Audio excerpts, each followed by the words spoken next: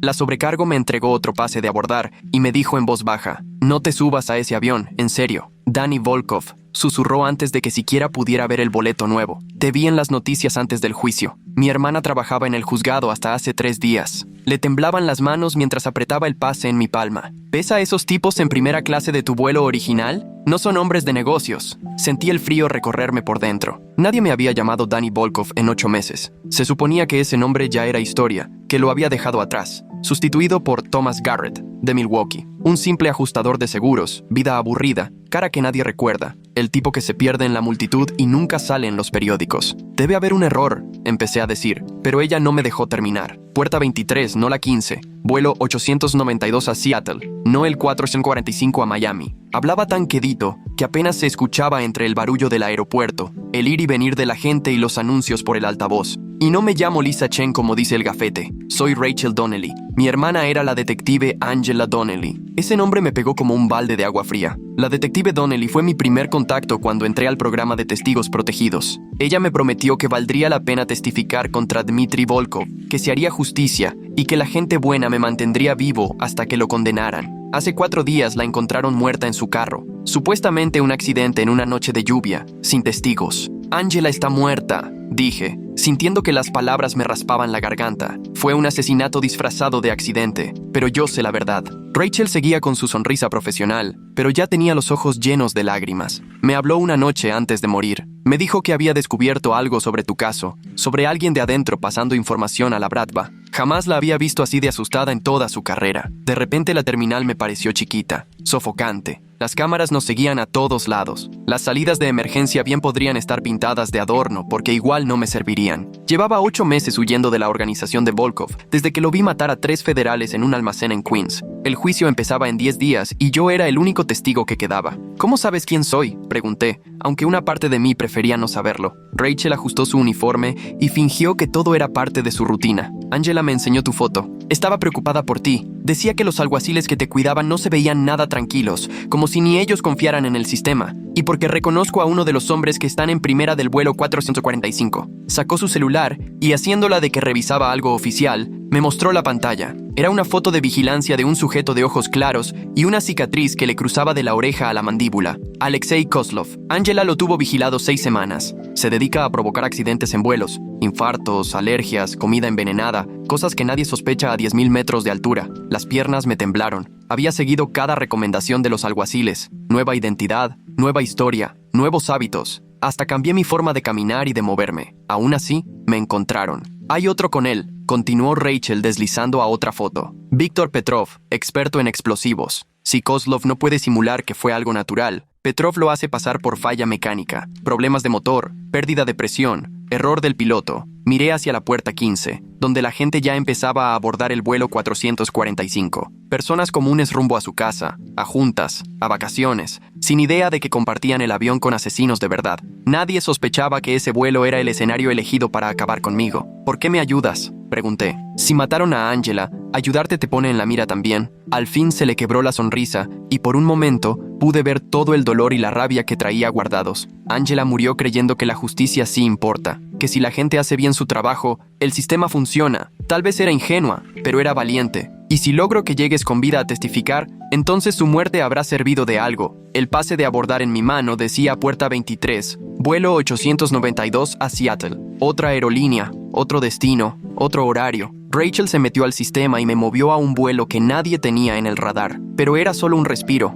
no la solución. «Tarde o temprano van a descubrir lo que pasó», dije, mirando las cámaras y los sistemas que rastrean todo. «Siempre queda rastro digital, lo sé. Por eso después de esto los dos vamos a desaparecer. Tengo días de vacaciones guardados y mi jefe piensa que me voy a Las Vegas este fin. Para cuando lo noten ya vamos a estar lejos». Junto con el pase me pasó un papelito. «Mi tío tiene una cabaña en las cascadas, aislada, sin internet ni señal. Podemos escondernos ahí hasta el juicio». El altavoz tronó encima de nosotros. «Última llamada para el vuelo 445 a Miami, puerta 15. Vi a los últimos pasajeros apurándose, entre ellos 2 tipos en trajes caros que se movían con esa seguridad de los depredadores. Kozlov y Petrov, listos para actuar en pleno vuelo sobre el Atlántico. ¿Y tu trabajo? ¿Tu vida aquí?», le pregunté a Rachel. ¡Qué vida! Angela era lo único que me quedaba. Este trabajo apenas alcanza y ahora sé que la gente para la que trabajo ni siquiera puede protegernos de los criminales. Se quitó las alas de sobrecargo y las tiró a la basura. A veces hay que escoger entre estar a salvo y hacer lo correcto. Caminamos juntos hacia la puerta 23. 2 vidas destrozadas por fuerzas fuera de nuestro control. Pero mientras avanzábamos, empecé a notar detalles que dispararon mi paranoia. El hombre del periódico por la cafetería, que ya había estado en 3 lugares distintos en 10 minutos. La mujer al teléfono que no paraba de vernos. Las señales entre los guardias que no correspondían a ningún protocolo normal. Rachel, le dije bajito, creo que hay un problema más grande que solo 2 sicarios en un avión. Ella siguió mi mirada y entendió. Era la red de vigilancia, los observadores. Todo estaba perfectamente orquestado. Gente que fingía ser pasajeros o empleados del aeropuerto, cada uno con su papel bien aprendido. ¿Cuántos son? Muchos, demasiados. Desde el principio todo fue planeado así. Sabían que vendría justo a esta terminal, a esta hora. El vuelo a Miami no era más que una distracción. Tenían alternativas, planes y equipos de reserva, seguramente hasta boletos en otros vuelos. Sentía las paredes cerrándose a nuestro alrededor, como si 1000 ojos invisibles no nos quitaran la vista de encima. Rachel me agarró del brazo y me llevó directo a un pasillo de servicio con el típico letrero de solo personal autorizado. Pasó su tarjeta de empleada y nos metimos a un laberinto de pasillos, áreas de mantenimiento y salas donde los empleados toman sus descansos. Hay algo más, dijo apurada mientras corríamos por esos pasillos tan estrechos. Angela alcanzó a averiguar algo antes de morir. ¿Qué cosa? Tu contacto, el subcomisario James Crawford. Angela descubrió que lleva 2 años filtrando información a Dmitry Volkov. No solo sobre ti, también sobre otros testigos. Tenía pruebas de depósitos de empresas fantasma controladas por la Bratva. Iba a denunciarlo en la mañana. El corredor parecía no terminar nunca. Las luces fluorescentes zumbaban sobre nosotros y el olor a limpiador industrial me quemaba la nariz. Crawford había sido mi salvavidas durante 8 meses, la única persona en la que realmente confiaba. El hombre que me aseguró que el sistema me iba a proteger si me animaba a testificar. Cada casa segura, cada identidad nueva, cada mudanza. Musité, sintiendo cómo la traición me golpeaba como si me atropellara un tren. Él les ha pasado todo, pero no gratis. Se los ha vendido. Angela encontró pruebas de al menos 12 testigos que desaparecieron bajo la protección de Crawford. El servicio de alguaciles piensa que los encontraron de suerte o porque cometieron errores, pero Angela ya había visto el patrón. Llegamos a un elevador de servicio que nos llevaría al estacionamiento subterráneo. Mientras esperábamos, Rachel sacó su celular y me enseñó unos mensajes de texto. Estos los envió Angela la noche antes de morir. Mira las horas. Los mensajes mostraban cómo el miedo de Angela iba creciendo. Había descubierto no solo la traición de Crawford, sino una red de corrupción mucho más grande dentro del sistema federal. Jueces que tiraban casos sin motivo aparente, fiscales que debilitaban sus propios expedientes, agentes del FBI que perdían evidencia justo cuando más importaba. Todo el sistema está podrido, dijo Rachel justo cuando se abrieron las puertas del elevador. No es solo un comisario corrupto, es toda una red trabajando para la Bratva. Angela dijo que era un cáncer que ya se había metido hasta el fondo en todas las agencias. El estacionamiento estaba casi en penumbra y no había ni un alma. Rachel me llevó a su coche, un sedán viejo que ya había visto mejores días. Mientras buscaba las llaves, algo me puso los pelos de punta. Huellas frescas de llantas marcadas en el polvo, justo junto a su lugar. Alguien había estado ahí. Alguien que sabía exactamente qué coche buscar. Rachel, espera. Sí, intenté advertirla, pero ya era tarde. Abrió la puerta y la explosión nos sacudió el mundo. No fue un estallido gigante, solo lo suficiente para destruir el auto y matar a quien estuviera adentro. La onda expansiva nos mandó al suelo, con los oídos zumbando y llenos de polvo y pedazos de coche. Rachel cayó inconsciente, la sangre escurriéndole de la frente. Yo me dolía por todos lados, pero aún podía moverme, y el sonido de pasos acercándose dejaba claro que no había tiempo para preocuparnos por heridas. 3 tipos salieron de entre las columnas, como si supieran perfectamente lo que hacían, moviéndose como militares. No eran guardias del aeropuerto ni policías. Eran los que vienen a limpiar el desastre, a asegurarse de que nadie quede vivo para contarla. La clase de gente que Kozlov y Petrov mandan para terminar el trabajo. Medio cargando, medio arrastrando a Rachel, me encaminé a la escalera, con los oídos todavía zumbando. Atrás, escuchaba a esos hombres hablar entre ellos, mezclando inglés con acento raro y algo de ruso. No tenían prisa porque sabían que no teníamos escapatoria. La escalera llevaba de regreso a la terminal, pero seguro había más de los suyos bloqueando la salida. Hacia abajo estaba el subsótano, lleno de cuartos de máquinas y elevadores de carga. Decidí bajar, tratando de encontrar otra salida, sabiendo que cada segundo era oro. Rachel empezaba a reaccionar cuando llegamos al sótano. ¿Qué pasó?, murmuró tocándose la herida. Una bomba en el coche, chiquita, pero suficiente para matarnos si subíamos. Te estaban vigilando, esperando que intentaras huir. La ayudé a levantarse, revisando que no tuviera nada roto. ¿Puedes caminar? Ella asintió, aunque se veía pálida. ¿Dónde estamos? En el sótano, área de carga, cuartos de máquinas. Seguro hay algún túnel que sale a otra parte del aeropuerto. Eché un vistazo rápido, viendo el enredo de tubos y cables en las paredes. Hay que salir de aquí ya. El ruido de pasos pesados en la escalera nos puso en alerta. Ya sabían por dónde nos fuimos y venían revisando todo con calma, como depredadores. Por acá, dijo Rachel, señalando un túnel de servicio con letreros hacia el edificio principal. Si llegamos a la zona donde hay gente, no van a poder disparar sin que todos los vean.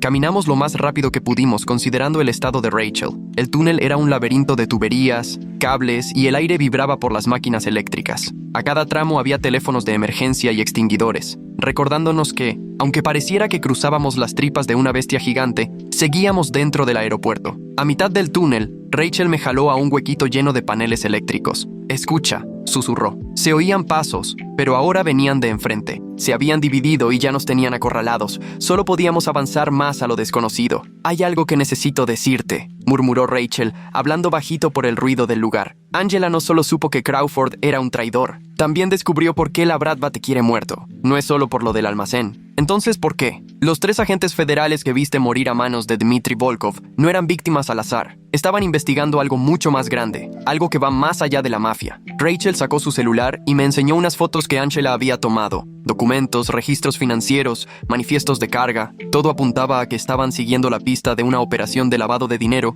que vinculaba a la Bradva con negocios legales, campañas políticas y hasta contratos con el gobierno federal. Las fotos dejaban ver una red de corrupción tan grande que mi testimonio parecía ser solo una pieza más de un rompecabezas enorme. Había contratistas de defensa, campañas para el Congreso y proyectos de infraestructura. La Bradva no era solo una mafia, era como el socio oculto de un montón de empresas formales. Tu testimonio sobre los asesinatos en el almacén es apenas el comienzo, dijo Rachel. Si Volkov llega a juicio o decide cooperar con los fiscales para conseguir una condena menor, podría darles toda la información y sacar a la luz la red completa. Estamos hablando de cientos de millones de dólares y un montón de gente poderosa. Un escándalo así puede hacer caer hasta gobiernos. Los pasos ya se oían más cerca, de los dos lados, y ahora distinguía voces. Hombres organizándose en voz baja para encontrarnos. Tal vez nos quedaban 2 minutos antes de que llegaran a donde estábamos escondidos. ¿Hay otra salida por aquí?, pregunté mientras veía el enredo de tuberías y conductos a nuestro alrededor. Rachel revisó el dibujo del túnel palpando las paredes. El ducto de mantenimiento, dijo, señalando un panel casi pegado al techo. Debería conectar con el sistema de ventilación. Si logramos meternos ahí, tal vez podamos salir a otra parte del edificio. La ayudé a subir primero,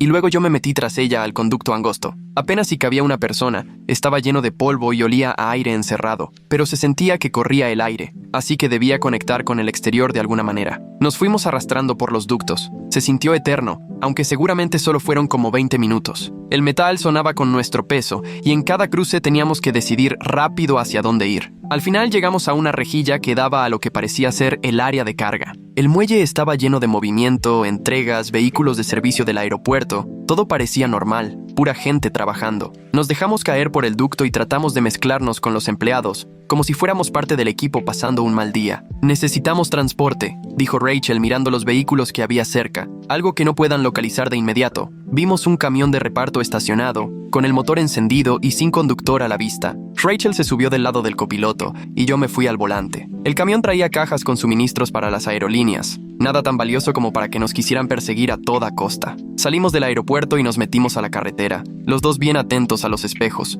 por si alguien nos seguía. El camión era torpe y lento, pero justo por eso pasaba desapercibido, solo otro vehículo de trabajo entre el tráfico. ¿A dónde vamos ahora?, preguntó Rachel. Tu contacto en la policía ya no es seguro. Mi jefe seguramente cree que ya estoy muerta y ahora somos fugitivos de los dos bandos. Hay alguien a quien tengo que contactar, le dije, sacando un celular desechable que había guardado solo para emergencias. Un periodista que lleva meses investigando la corrupción federal. Si logramos contarle todo y puede comprobar lo que Angela encontró, tal vez logremos que la verdad salga antes de que nos alcancen. Marqué de memoria el número. David Kim, reportero del Seattle Times, experto en investigar la infiltración del crimen organizado en empresas legales y la corrupción en las agencias federales. Si alguien podía entender lo que estábamos diciendo y tenía cómo comprobarlo, era él. Kim, habla David Kim. David Kim, soy Danny Volkov. Soy testigo en el caso de Dmitry Volkov. Tengo pruebas de corrupción federal, agentes de la ley trabajando para la Bradva, y hay gente que quiere matarme para que no hable. Se hizo un silencio largo.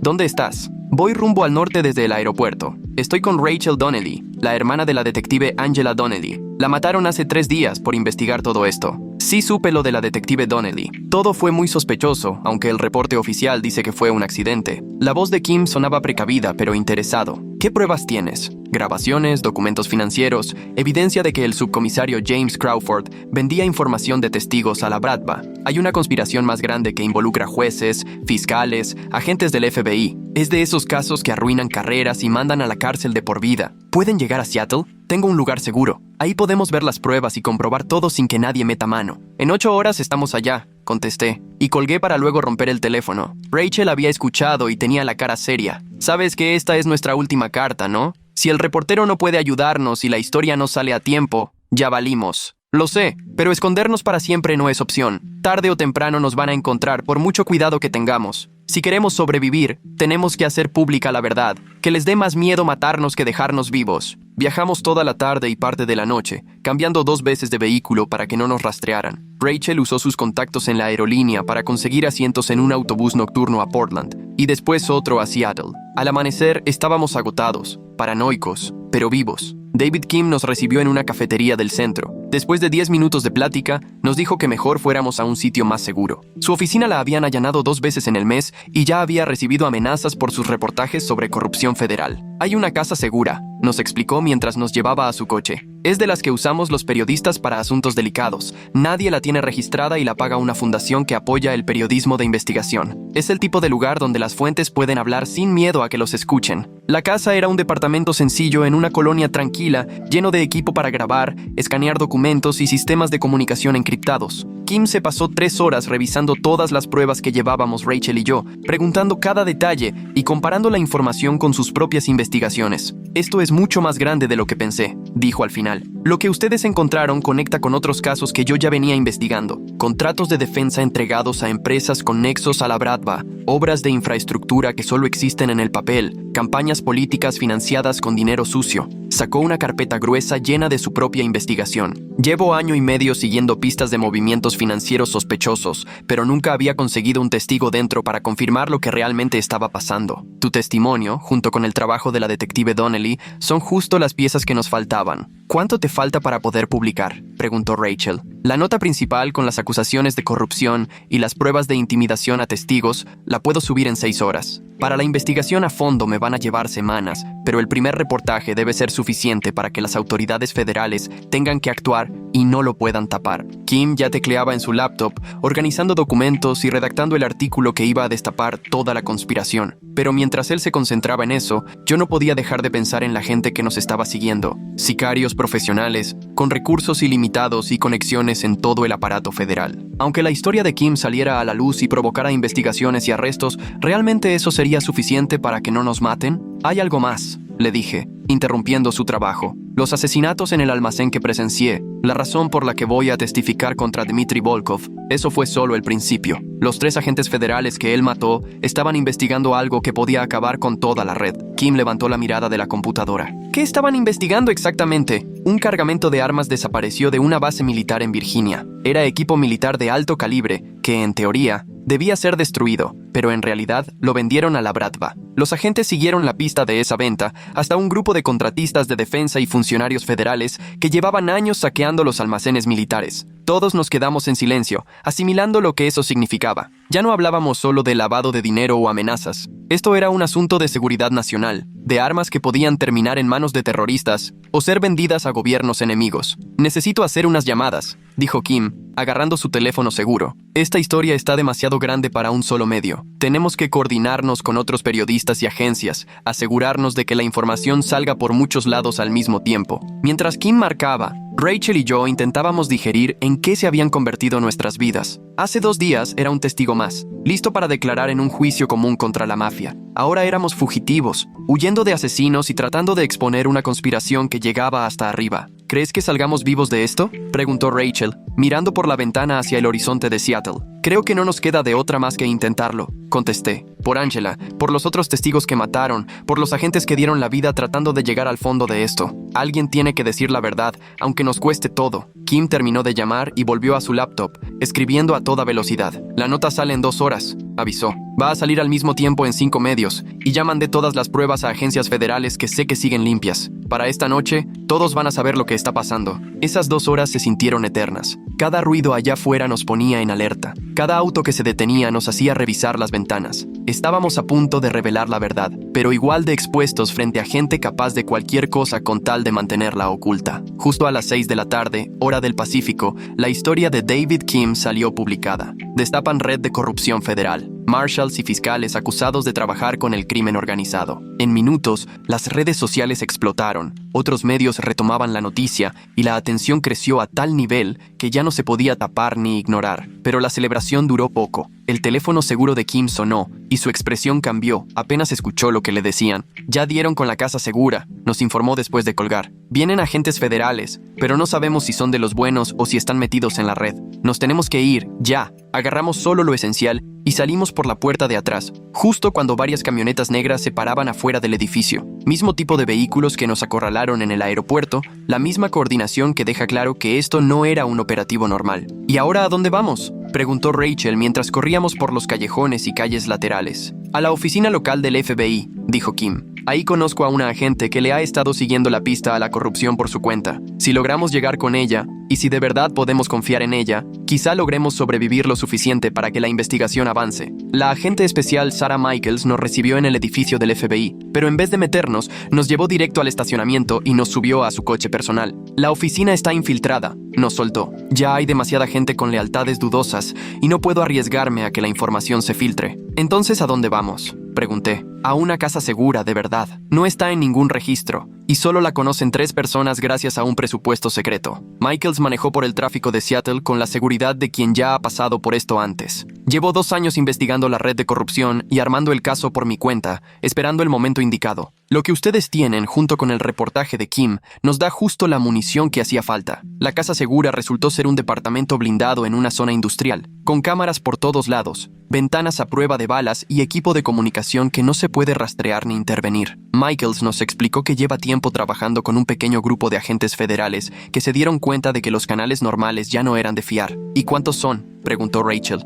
12, repartidos entre distintas agencias, FBI, DEA, ATF, hasta un par de gente en el servicio de alguaciles que ya sabían lo que tramaba Crawford. Michael sacó un organigrama detallado con toda la red de corrupción. Hemos estado conectando los puntos, identificando a los más importantes y esperando tener lo suficiente para ir por todos de golpe. El tamaño de la red era impresionante. El subalguacil Crawford era apenas una parte en una malla que incluía jueces federales, fiscales, altos mandos del FBI y hasta un congresista del Comité Judicial de la Cámara. La Bratva no solo había sobornado a unos cuantos funcionarios, habían corrompido a fondo todo un sector del sistema de justicia federal. ¿Por qué no han hecho nada contra ellos antes?, pregunté. Porque están demasiado bien conectados, demasiado protegidos. Si intentábamos investigar solo a unos cuantos, sus aliados se encargaban de bloquearlo o de enterrar todo. Necesitábamos una prueba contundente, algo tan claro que ni sus protectores pudieran hacerse de la vista gorda. Michaels me señaló en el organigrama. Tu testimonio sobre lo que pasó en el almacén es justo eso. Cuando tengamos a Dmitry Volkov bajo custodia y arranque el juicio,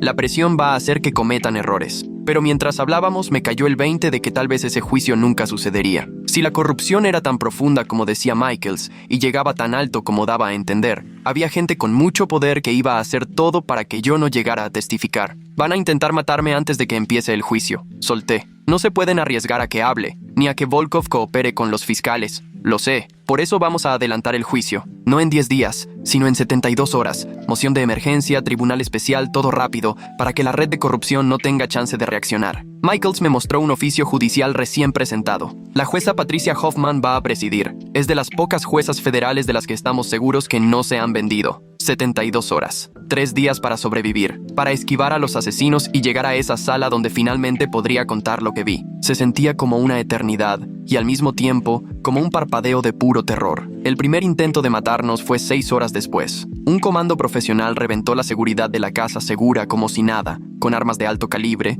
equipo de visión nocturna y una coordinación que solo se consigue con años de entrenamiento. Sabían nuestra ubicación exacta, cuántos estábamos dentro, todo. Pero el agente Michaels ya lo había previsto. Tenía rutas de escape escondidas, sistemas de respaldo, planes para todo caso. En cuanto cayeron las defensas principales, se activaron. Salimos por un túnel que conectaba con el drenaje pluvial y aparecimos 6 cuadras adelante, donde ya nos esperaba otro coche del FBI. Ahora no solo quieren matarnos, dijo Michaels mientras cruzábamos la ciudad a toda velocidad. Quieren borrar cualquier prueba y eliminar a quien sepa algo. Esto ya es desesperación. Es la típica reacción de tierra arrasada cuando todo se les está cayendo. La segunda casa segura la descubrieron a las 12 horas. La tercera solo aguantó 8. Para la mañana del juicio, estábamos escondidos en un tribunal federal, custodiados por el pequeño grupo en el que Michaels confiaba, con una seguridad que solo se ve cuando viene un presidente. Pero ni rodeada de guardias armados y detectores de metales, podía quitarme de encima la sensación de estar en la mira. Siempre podía haber funcionarios corruptos que se colaran, jueces que tumbaran los cargos con cualquier pretexto, fiscales que, accidentalmente, perdieran pruebas importantes. ¿Estás lista para esto?, preguntó Rachel mientras esperábamos en un cuarto seguro pegado a la sala. No creo que alguien pueda estar listo para algo así, le contesté, pero lo voy a hacer por Angela, por los agentes que murieron y por todos los que no llegaron hasta aquí. El juicio de Dmitry Volkov arrancó a las 9 en punto, un jueves. La sala de la jueza Hoffman estaba llena de reporteros, federales y curiosos que seguían el escándalo. No había cámaras, pero los dibujantes no se perdían detalle, porque era el juicio de crimen organizado más grande en décadas. Estuve 6 horas testificando, guiando al jurado por cada detalle de lo que viví en ese almacén en Queens. La ejecución de 3 federales, las charlas de venta de armas, la frialdad con la que esos tipos veían el asesinato como si fuera un trámite. Dmitry Volkov me veía desde la mesa de los acusados con un odio tan frío que me dejó claro que, si podía, se iba a vengar. Pero lo más fuerte fue cuando la fiscal Elizabeth Warren llamó al estrado al alguacil adjunto James Crawford. Ese mismo hombre que era mi contacto, que me juró protegerme, resultó estar vendiendo información de testigos a los asesinos. Crawford intentó hacerse el inocente, pero la evidencia era abrumadora. Depósitos de empresas fantasmas ligadas a la Bratva, grabaciones donde daba ubicaciones de testigos a criminales, testimonios de otros agentes que ya sospechaban de él. ¿Cuántos testigos murieron por tu culpa,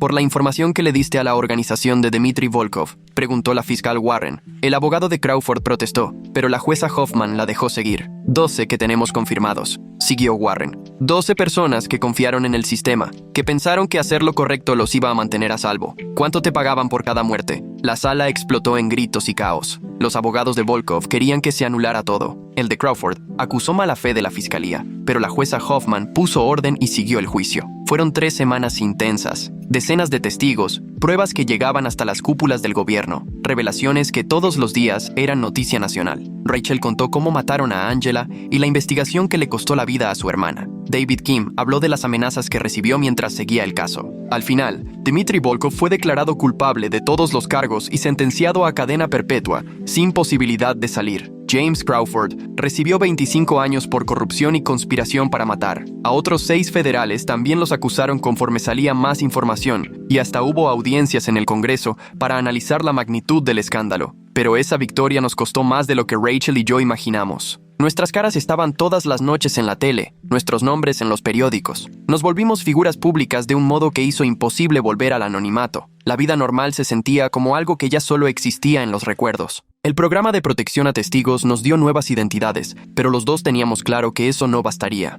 Había demasiada gente que nos había visto, demasiados enemigos sabían perfectamente quiénes éramos, y había intereses muy poderosos que querían vengarse por todo lo que sacamos a la luz. ¿Y ahora qué?, preguntó Rachel mientras estábamos en otra casa segura, esta vez en el campo, cerca de Portland. Ahora sí nos vamos a borrar de verdad, le contesté. Nada de trámites oficiales ni programas del gobierno. Vamos a hacerlo a nuestra manera. Si hace falta, cambiamos de nombre, cambiamos hasta la cara y empezamos de cero en un lugar donde nadie sepa quiénes fuimos. Después de esa semana en Portland, no volvimos a vernos. Me enteré más tarde que Rachel se mudó a Europa y empezó a trabajar en una organización internacional de derechos humanos usando un nombre que ni siquiera reconocí. Yo me refugié en un pueblo pequeño de Montana, conseguí un trabajo como maestro de matemáticas en la prepa local y me volví ese tipo de persona que pasa desapercibida en la vida tranquila de provincia, sin llamar la atención de nadie. De vez en cuando veo en las noticias reportajes sobre casos de corrupción que salieron a raíz del juicio de Volkov, federales que terminaron en la cárcel,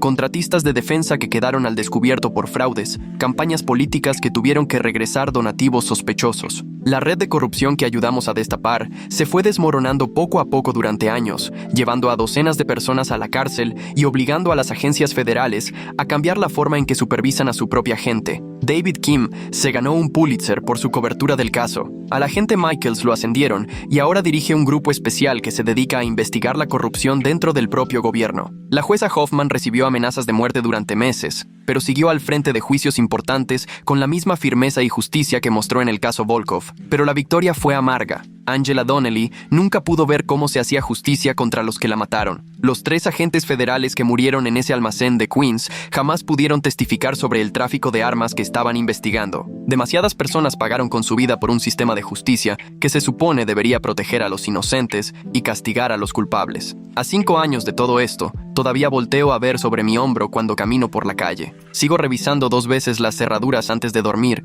y no puedo evitar preguntarme si la próxima persona desconocida que cruce en mi vida será alguien de mi pasado, alguien que recuerde bien y tenga los recursos para buscar venganza. Pero al menos ahora duermo un poco más tranquilo, sabiendo que la verdad salió a la luz, que la red de corrupción se destapó y que quizás otros testigos tengan hoy una mejor oportunidad de sobrevivir gracias a lo que nosotros sacrificamos para que el sistema funcionara como debía.